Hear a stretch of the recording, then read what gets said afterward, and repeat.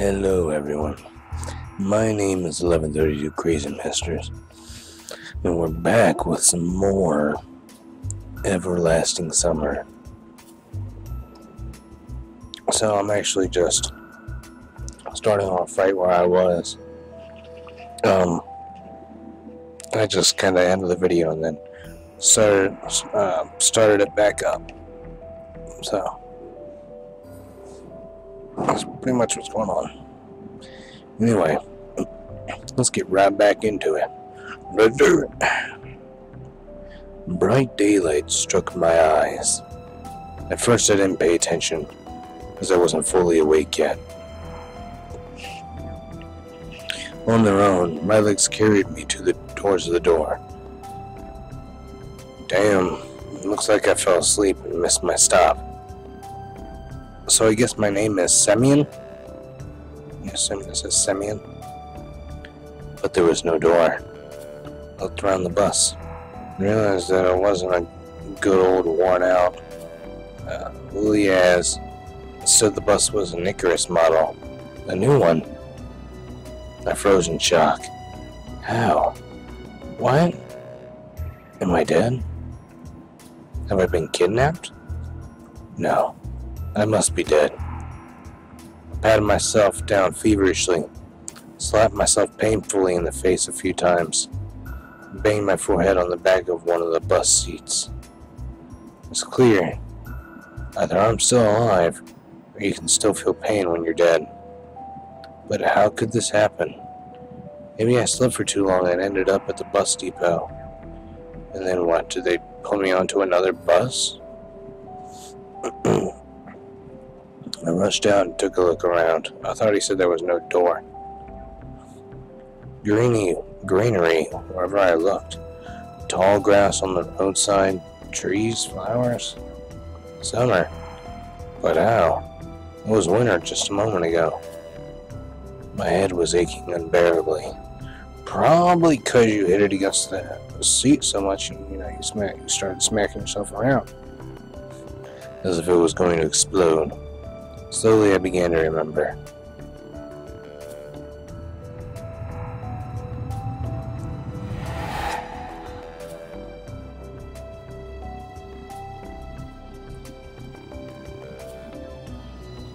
A long road, running off into the distance.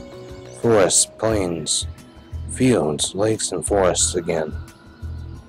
I think I was sleeping, but then how can I remember all of it? And then a gap. Some girl leaning over me. She softly whispered something into my ear. Then a gap again. And then I woke up here. Who was that strange girl? Oh, was she just a dream? For some reason, thinking about her made me feel better and calmed me down a little. I felt warmth all over, coming from the inside.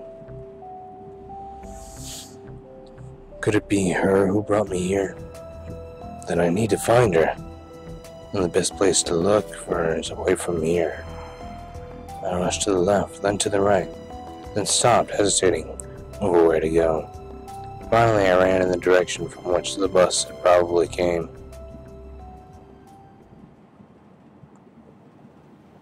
Physical exercise does refresh one's mind. Thoughts become clear, and it gets a little easier to evaluate the surrounding reality.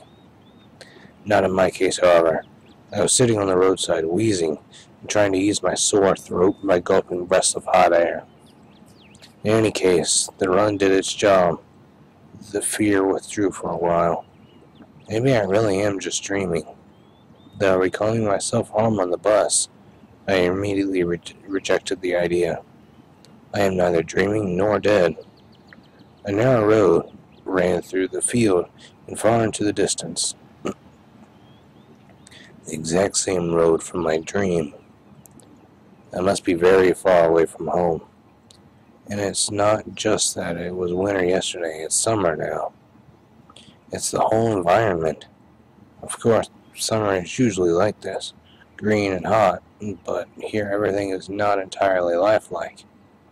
Everything looks like it was taken from the paintings of Russian landscapes Artists of the 19th century. Okay, so what we're seeing is what he's actually seeing right now. That's pretty cool. The grass is just too lush. The bushes are not like what bushes should be. They're so thick that you can't see anything through them, like treetops, honestly. And the trees themselves. The forest was quite far away. The trees looked as if they had closed their ranks and are now just waiting for the order to advance onto the fields and plains. Or maybe not. Maybe it looks, like it's real for him.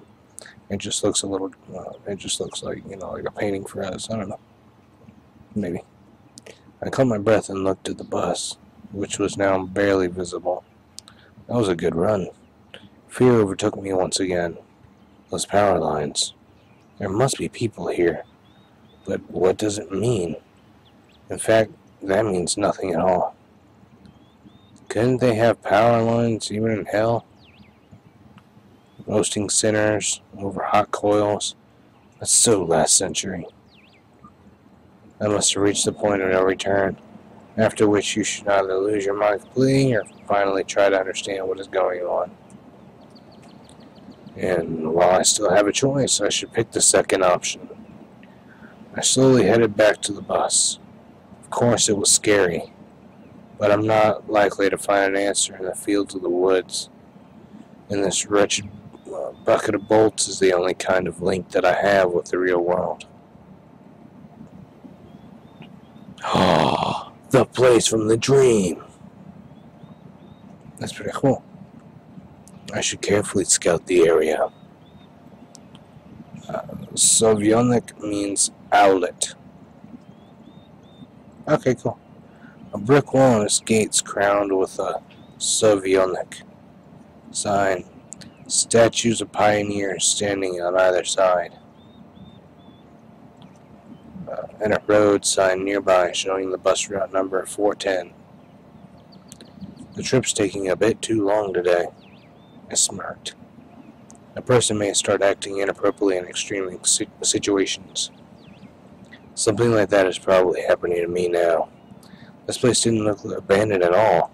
No rust on the gates, no damage to the walls. Slavionek. What could have a name like that? Judging by the pioneer statues, could be a kid's summer camp. Moreover, it appears to be open. Of course, the simplest explanation, logically speaking, explains nothing at all. The strange girl, the altered bus, summer, the pioneer camp. Thousands of theories went through my mind instantly, from alien abduction to lethargic sleep, from hallucination to a time and space shift. None was worse than any other, but there was really no way to pick a single one. Then it occurred to me, I can try to make a phone call. I took my cell phone out and dialed the first number from my contact list. And it didn't work. But instead of seeing the stroke bars, the screen was showing this thick cross. Alright, there may be no signal in such a remote place. Though I can't be the only one who came here. Buses don't drive themselves. I examined the bus from all sides to make sure that it wasn't a hallucination. Bits of dirt on the bottom, some rust here and there, faded paint and worn out tires. No, this is definitely a very ordinary Icarus. Yeah, exactly the kind of bus which takes you to places beyond your understanding if you carelessly fall asleep. I gave a nervous chuckle. It came out by itself, sporadically, because this wasn't the right place or time to laugh. But when on earth is the driver? I cautiously sat down on the curb beside the bus and started to wait.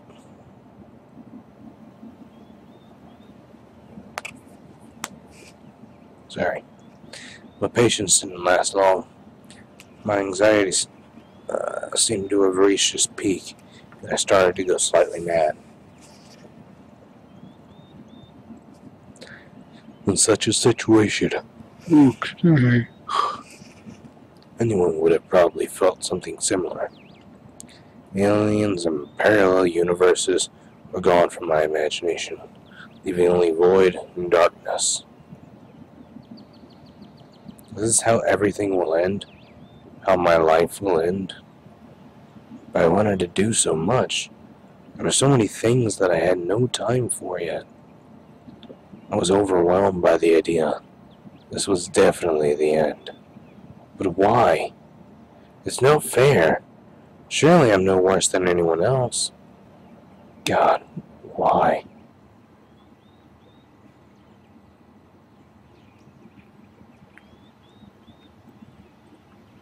Tears were burning my eyes, unbearably.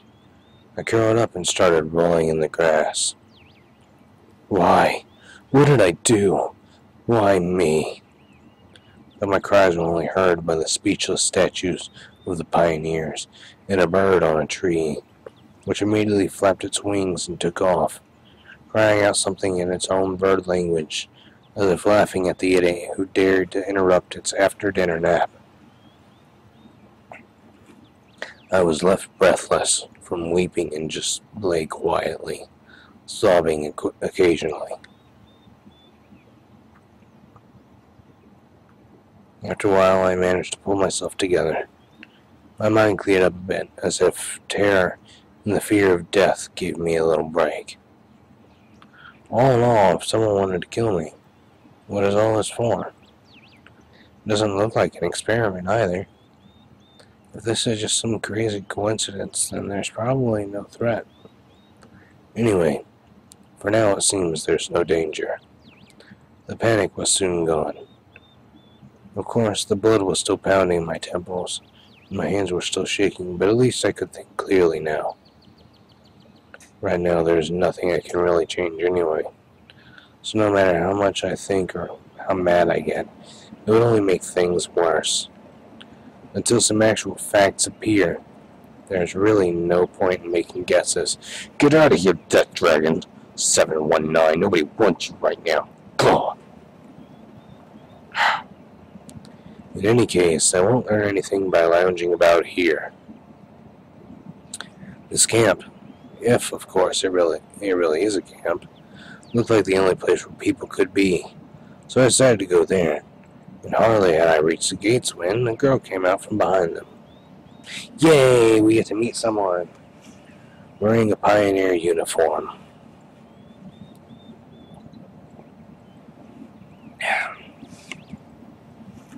My logic didn't let me down this time. Then again, a pioneer uniform, and then, get out of here, Dragon! 719, nobody wants you! Ah!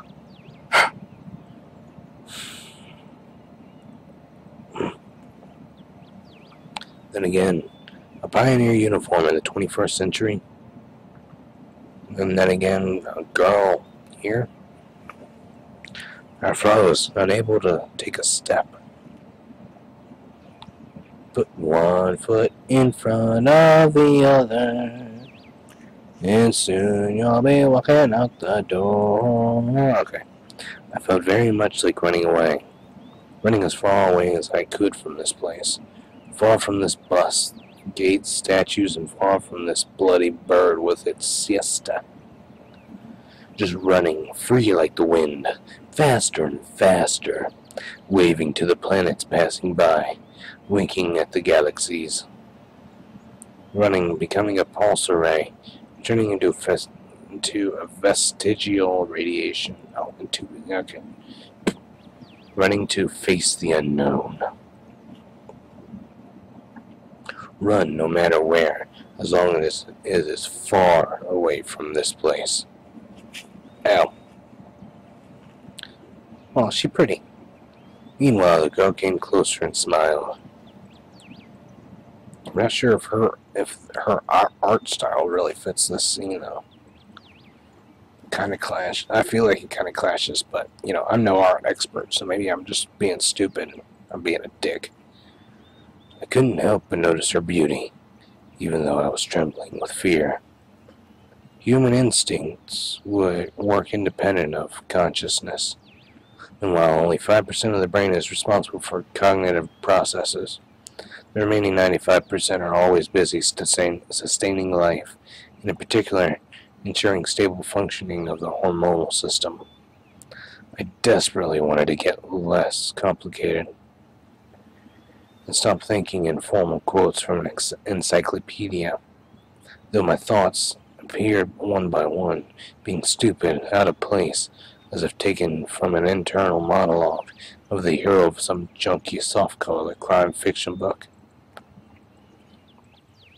A pretty Slavic face, long braids that looked like 2 armfuls of fresh hay, and blue eyes you could drown in. She does have nice eyes. Oh, okay. Hi, you must have just arrived. Do not reply, or reply. You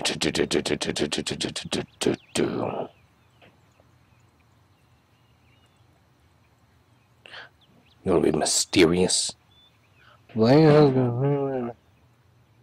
Mysterious or mysterious? We'll go with this time.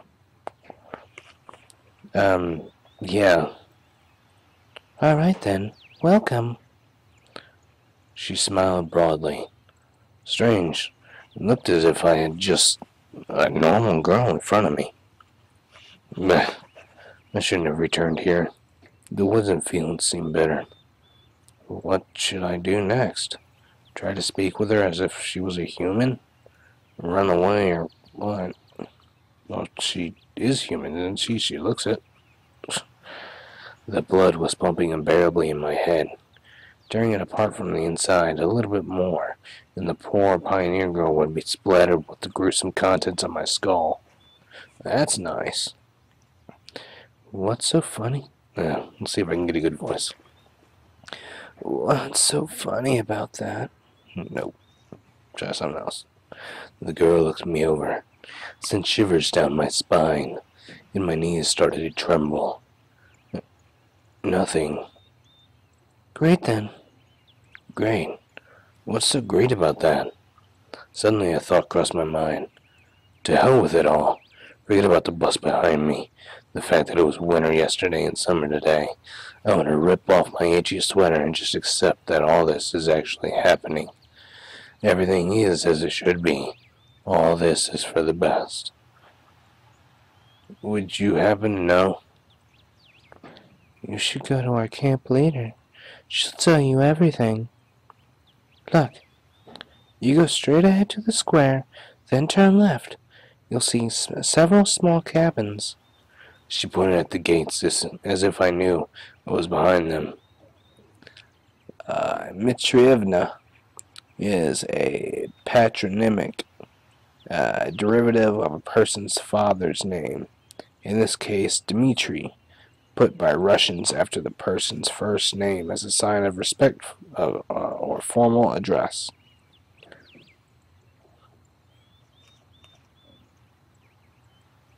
We're going to go with Olga, not Mitrievnes.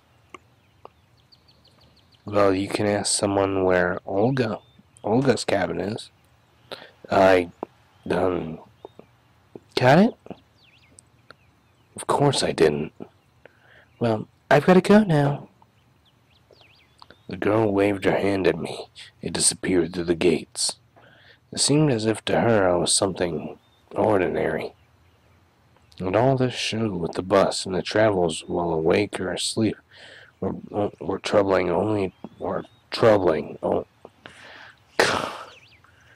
English I could do. While awake or asleep were only troubling to me. While everything here is just the way it is supposed to be. Camp leader, pioneer uniform. What are they doing? What are they doing? A historical reenactment here? I hope I won't find Lenin standing atop an armored car in the square. John Lennon? But even that would not surprise me right now. After standing alone for a while, I headed into the camp. A mere 50 meters ahead, a small one-story house popped up on the left side. The sign near the door said clubs. was about to come closer. Oh, another girl, okay. When the door suddenly opened, and a short girl wearing a pioneer uniform came out. Her pretty face gave me the impression of one suffering for the fate of the whole of mankind with a truly universal sorrow. As soon as she saw me, the girl froze, as if frightened. The face. I froze too, considering what was the best to do. To approach first, or wait until she showed some initiative. Maybe run away after all. Although this last option was constantly being suggested only by my self-preservation instinct. At least, that's what I like to believe. Not the worst human instinct, but far from the most logical. If this instinct played poker against deductive abilities, the outcome would be predetermined. And those deductive abilities, or at least their semblance, were hinting to me that there was no need to be afraid of this girl. Oh, but she's so little! Suddenly somebody jumped out of the nearby bushes. A girl wearing a bright red t-shirt with USSR written on it. Such a perfect reproduction of the age. She looked quite short from a distance, and was probably younger than both pioneer girls. The one at the gates and this girl at the door of the clubs. At least I decided to come closer, but the USSR, as I called her in my mind, jumped towards the first girl and started telling her something while wildly waving her arms. The other girl in turn seemed confused and lowered her gaze, remaining silent. I would have probably continued to observe their amusing dialogue, but the USSR suddenly pulled something out of her pocket and started waving it in front of the first girl's face. Autobug. This something turned out to be a grasshopper. Eee! Eee! Eee! The first girl squealed. She must not be too keen on insects, as she instantly rushed off towards the place where Lenin presumably made his speech about the workers' and peasants' revolution. That is to say, towards the square. So, the USSR glanced at me, grinned playfully, and dashed after her. Not a bad start to the day. I have absolutely no clue where I am. Besides that, there are some kids here role-playing as pioneers. And as far as I can tell, the place is located thousands of kilometers away from my home. It might even be a different reality. And this was indeed a reality. 23 minutes? Okay. I mean, everything around me seemed so real, if a little embellished, that I was starting to think that in fact my previous life could have been just a dream. And what am I supposed to do now? I was picking at the correct paving stones with my shoe and started aimlessly at the staring aimlessly at the club's building. Just a few more seconds before I have to come up with some decision. That's when I recalled myself rolling on the grass weeping. I cringed in disgust. Perhaps it's another instinct.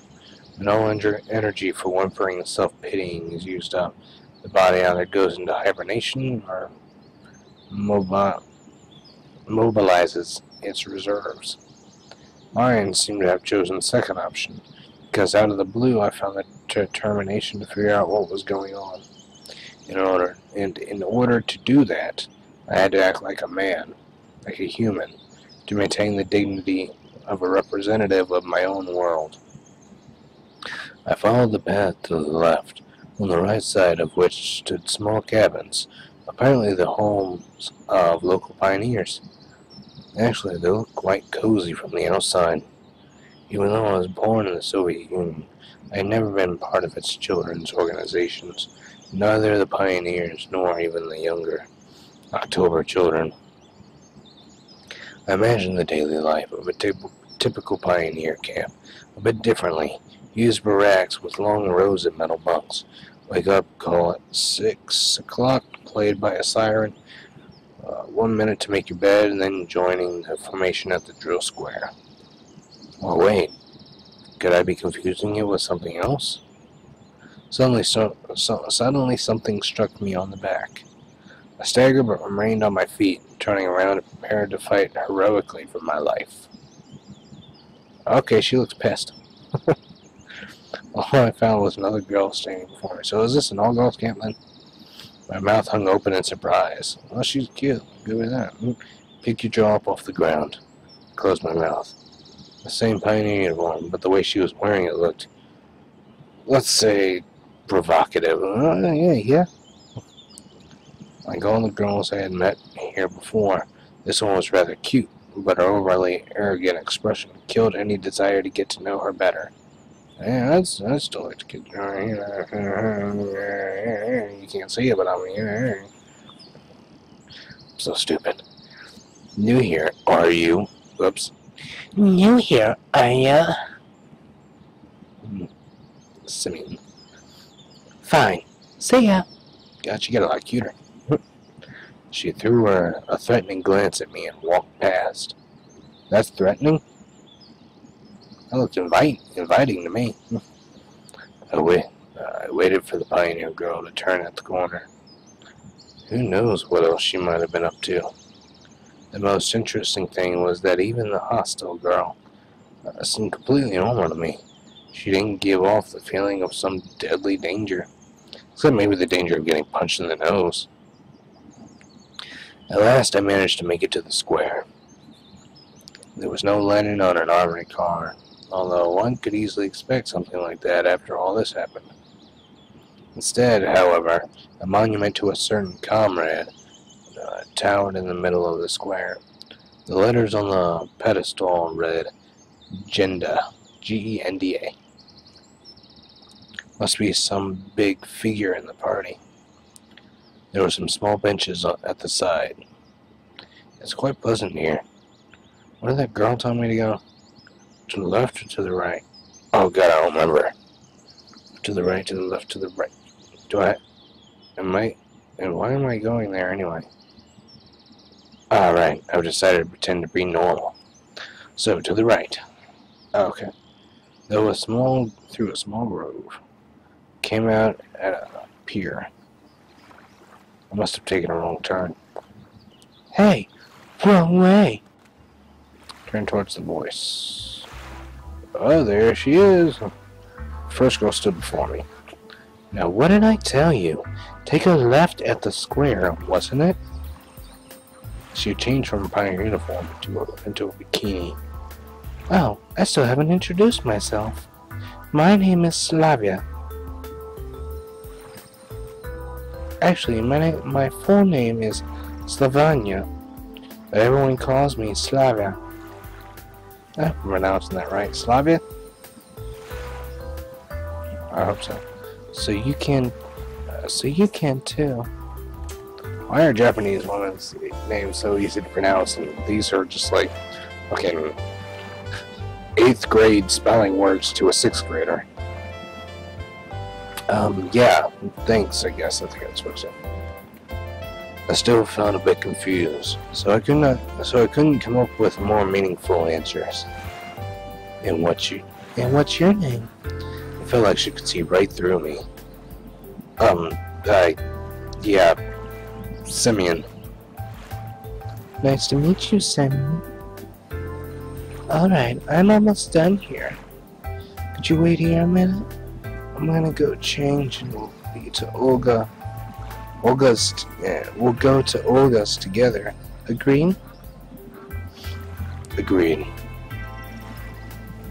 After this exchange, she ran off. I sat on the pier and let my feet hang into the water.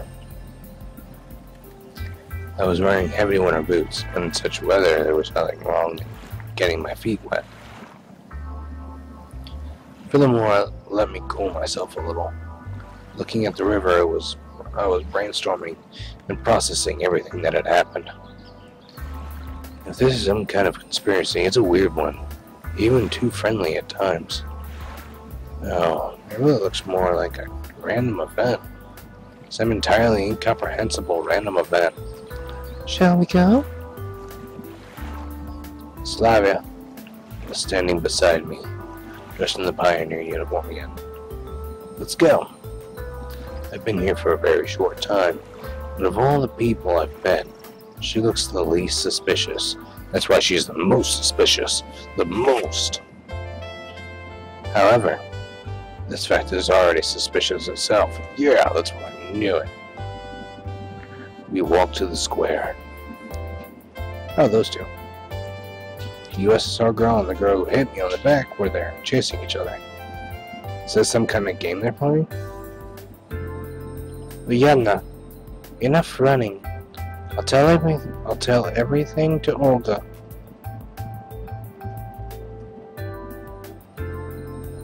Aye. Oh, God.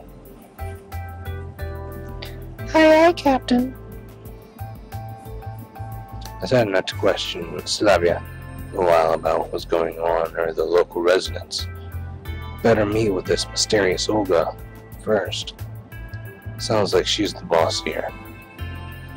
We walked past the rows of almost identical cabins, some of which looked like fat beer barrels. Oh yeah. While others looked more like household sheds. Finally, Slavia stopped in front of a smallish one-story cabin. It's a triangle. It looked like an artist's painting. The faded paint, chipping here and there with age, was sparkling in the sun. The window shutters, slightly ajar, were swaying almost unnoticeably in the wind. The huge lilac bushes were growing at the sides. It seemed as if this ramshackle hut was drowning in a storm of purple silk. The lilacs, like some elemental force, were inexorably destroying the troop leader's house. What are you standing around for? Let's go. Slavia snatched me out of my daydreaming. And stop teasing Lena already. Oh my God. That scared the shit out of me. Jesus. Rena. Sound like there's someone inside. Indeed, a moment later, the door swung open and Ulyana ran out and dashed past with the same mischievous grin. The pig-tailed girl came out next. Don't let it bother you, Lena. So her name is Lena. Gotta be thankful that's not Rena, at least. Oh, God. Mm. But I don't. Instead of finishing her sentence, she blushed and quickly headed towards the square. For some reason, itchy, I felt like turning and following her with my eyes. Slavia said, Come. We entered the cabin, and inside it looked something similar to what I'd imagined. 2 beds, a table, a couple of chairs, a simple carpet on the floor, a wardrobe. Nothing special, but at the same time it felt homelike and cozy, although this room was almost in the same state as a state of disorder as my own flat. Oh God, we gotta stop this episode. The girl standing near the window appeared to be about 25 years old. I want to keep going, but I can't. We gotta stop this episode. Nature had obviously gifted her with a pretty face and a good body. Alright, we're gonna stop it here. I have to stop it here. At least one thing can keep you happy in this pandemonium. The locals are... Caleb! Get the hell out! Get out of here, Caleb. Go. Good. Nobody wants you here. Nobody. There's one thing to keep you happy in this pandemonium. The locals are beautiful. And that being said, I think we'll end this episode at like 35 minutes because I like this story now. This story's got... Is that who I think it is? Oh, what's his name? Oh. We're gonna find out. You have to give me a second. I don't know. I can't think of his name right now. I can't think of the guy's name right now, and I can't think of what movie he's in. Anyway, I hope you guys enjoyed this episode. This video number 2 in the Everlasting Summer series. Anyway, I hope you guys enjoyed this one, and I'll see you in the next one. Bye.